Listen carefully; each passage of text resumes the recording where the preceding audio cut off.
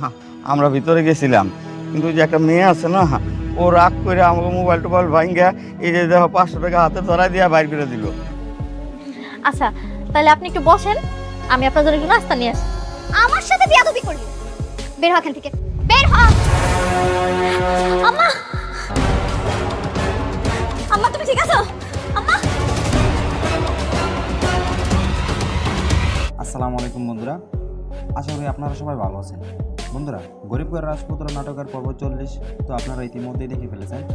আর পর্বটি শেষ হওয়ার পর থেকেই হাজার দর্শকের মনে একটাই প্রশ্ন, পর্ব 41 কবে আসবে আর আগামী পর্বে কী কী চমক অপেক্ষা করছে।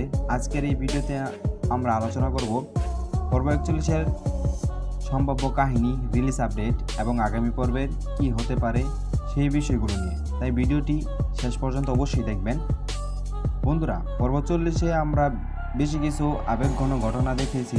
মেঘলার বাবা মায়ের বিবাহবার্ষিক উপলক্ষে মেঘলার চেয়েছিল অফিসের সবার সঙ্গে তার পরিচয় করে দেবে, কিন্তু অফিসে যাওয়ার পর কিছু সহকর্মী তাদের পরিচয় না জেনে অপমান করে এবং ঘাড় ধাক্কা দিয়ে অফিস থেকে বের করে দেয়।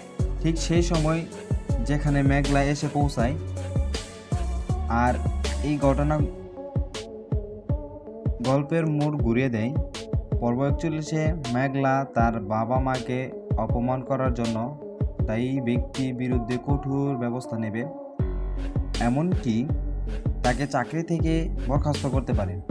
এরপর সবার সামনে নিজের বাবা মায়ের প্রকৃত পরিচয় তুলে ধরবে। তখন যারা তাদের অপমান করেছিল তারা নিজের ভুল বুঝতে পেরে অনুতপ্ত হয়। এবার আসি রিলিজ আপডেট। বর্তমান যে তথ্য জানা যাচ্ছে সেই অনুযায়ী গরিব ঘরের রাজপুত্র পর্ব 41 আগামীকাল মঙ্গলবার দুপুর 12টায় কারোহেমি ইউটিউব চ্যানেলে প্রকাশিত হওয়ার সম্ভাবনা রয়েছে। তবে অফিসিয়াল ঘোষণা প্রকাশিত হলে সেটি চূড়ান্ত তথ্য হিসাবে বিবেচনা হবে। আপনারা যদি নতুন পর্বের আপডেট সবার আগে জানতে চান তাহলে অবশ্যই আমাদের চ্যানেলটি সাবস্ক্রাইব করে পাশে থাকা বেল আইকনটি অন করে রাখুন।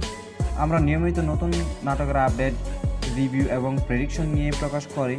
এখন আপনাদের কাছে একটা প্রশ্ন, আপনাদের কি মনে হয় মেঘলা কি সত্যিই তার বাবা মাকে অপমান করার কর্মচারীকে চাকরি থেকে বের করে দেবে, নাকি গল্পে আসবে আরও বড় কোনো চমক? অবশ্যই কমেন্ট করে আপনাদের মতামত জানাবেন। আজকের ভিডিও এখানেই শেষ করছি। আবারও নতুন কোনো আপডেট নিয়ে খুব শীঘ্রই হাজির হব। ততক্ষণ পর্যন্ত সবাই ভালো থাকবেন, সুস্থ থাকবেন। আল্লাহ হাফিজ।